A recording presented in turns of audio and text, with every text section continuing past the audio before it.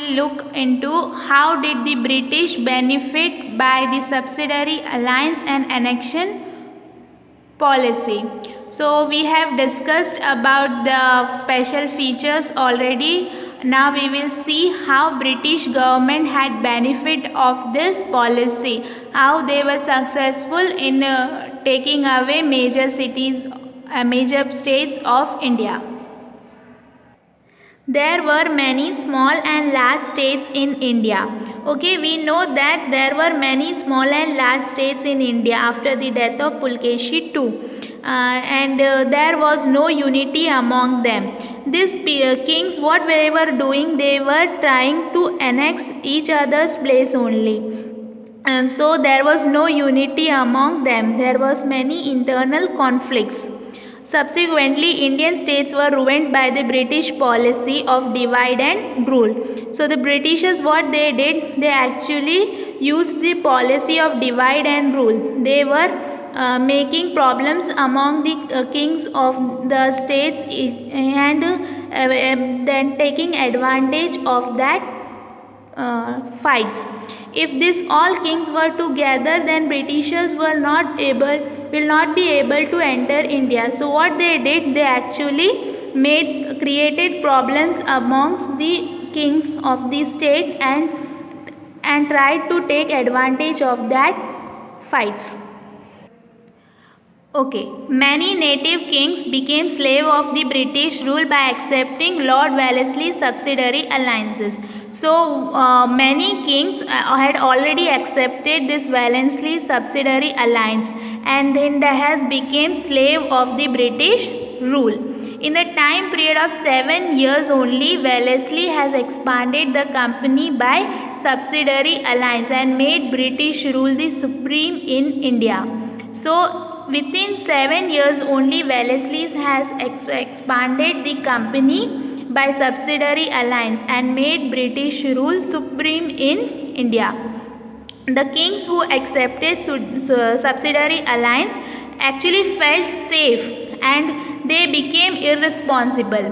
But actually what they were doing, they were making the kings irresponsible to take the advantage. And Dalhousie, what he did, he annexed many states by annexion policy and established the British rule over them. So as the kings became mismanaged and irresponsible, Dalhousie accepted all the states under British rule by annexation policy and expanded the kingdom. He established British rule over them.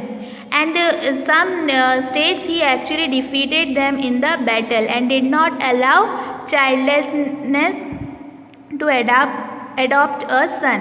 And those kings who were not having any son to look after their kingdom after the king's death, they doesn't allow those kings to adopt a son. Their states were also annexed and the British rule was established. Thus Dalhousie established British rule on the whole of India. This is how the British benefited a lot due to subsidiary alliance and annexation policies. So I hope you are clear with this answer. We will see short answers in detail.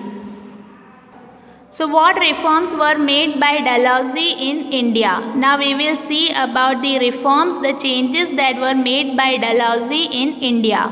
He started the railway, the telegram and the postal system.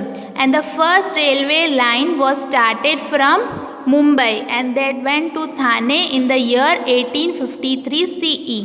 And he also introduced the modern postal system in India. And it was during his tenure that a telegram system was started between England and India.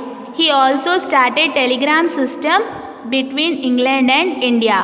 He passed a law to ban child marriages. He has also passed a law that stopped child marriages and advocated widow remarriages.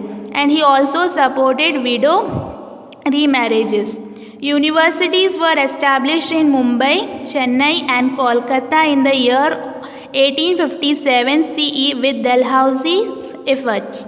So he has done some good things in India, like He has introduced the railway line, postal services and telegram service system was started.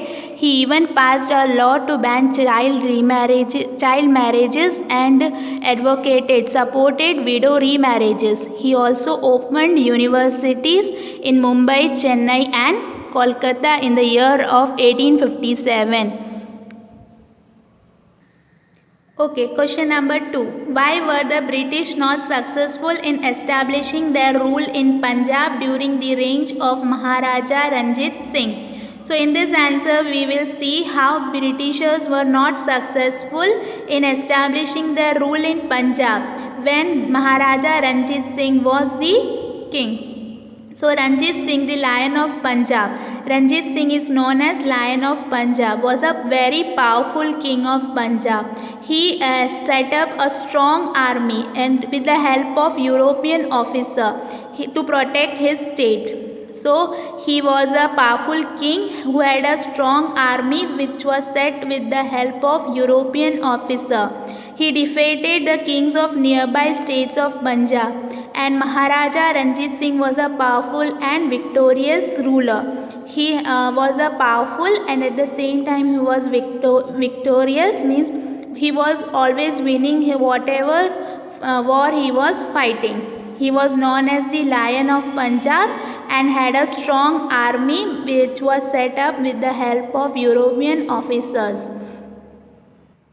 So as this powerful king was present in Punjab, so Britisher was not successful in establishing their rule in Punjab during Maharaja Ranjit Singh's reign.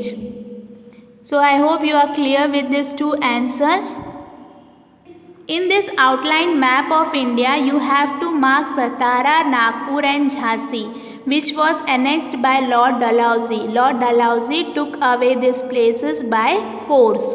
So here you can see that these places are marked: Jhansi, Nagpur and Satara.